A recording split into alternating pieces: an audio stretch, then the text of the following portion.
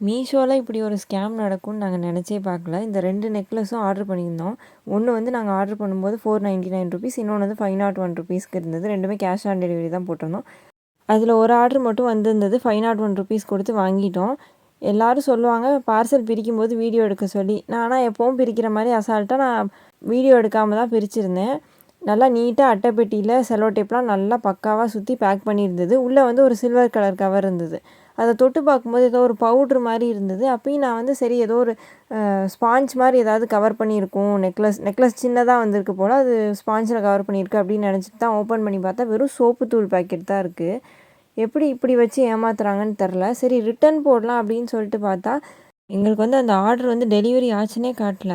இன்னும் ஷிப்பிங்கே ஆகலை அப்படின்னு தான் காட்டுது. அப்போ நம்மளால் ரிட்டர்ன் பண்ண முடியாது. அப்போ ஆர்டரை கேன்சல் தான் பண்ண முடியும். சரின்னு சொல்லிட்டு நாங்களும் வெயிட் பண்ணி அடுத்த நாள் பார்ப்போம் அப்படின்னு சொல்லிட்டு பார்த்தா, அடுத்த நாள் வந்து நாங்கள் போட்டிருந்த இன்னொரு நெக்லஸ் வருது.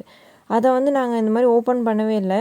அப்புறம் வந்து இந்த டெலிவரி பர்சனே பார்த்துட்டு சொல்கிறாங்க, அதுவும் இதே மாதிரி ஒரு சோப்புத்தூள் பேக்கெட் தான் இருக்குது.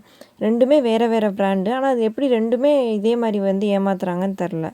ஒரு பார்சல் வந்து நாங்கள் காசு கொடுத்து வாங்கி பிரித்து பார்த்துட்டோம் இல்லையா, பிரித்தனால அதை ரிட்டனும் வாங்கிக்க மாட்டேன்னு சொல்லிட்டாங்க. எங்களால் ஆப்பில் ரிட்டனும் போட முடியல. கடைசி வரை ஆர்டர் வந்து வந்துருச்சுன்னு காட்டாமல் 2 செல்லருமே அப்படியே அவங்களே ஆர்டரை கேன்சல் பண்ணிக்கிட்டாங்க. எங்களுக்கு அனுப்பிட்டு அனுப்பலைன்ற மாதிரி கேன்சல் பண்ணிட்டாங்க. எங்களுக்கு வந்து அந்த ₹500 போயிருச்சு. என்ன தான் நாங்கள் கம்ப்ளைண்ட் பண்ணாலும் அது வந்து வரவே இல்லை. அதே மாதிரி அந்த இன்னொரு ஆர்டர் வந்து நாங்கள் பிரிக்காமல் அப்படியே நாங்கள் வாங்க மாட்டோம்னு சொல்லிட்டனால அதுக்கு வந்து நாங்கள் காசு கொடுக்கல. அந்த டெலிவரி பர்சன் வந்து பிரிக்காமல் அந்த அட்டைப்பெட்டியை ஆட்டி பார்த்தாலே தெரியுது, அதுலேயும் சின்னதாக ஒரு சோப்பு தூள் பாக்கெட் தான் இருக்குன்ற மாதிரி. என்ன தான் நம்ம பிரிக்கும் போதே வீடியோ எடுத்திருந்தாலும் அவங்க வந்து நம்ம பிரிச்சுட்டு ஆர்டரை ரிட்டர்ன் வாங்கிக்க மாட்றாங்க. இது என்ன பண்ணுறதுனே தெரில. இதுக்கப்புறம் மீஷோவில் ஆர்டர் போடுறதுக்கே பயமாக இருக்குது.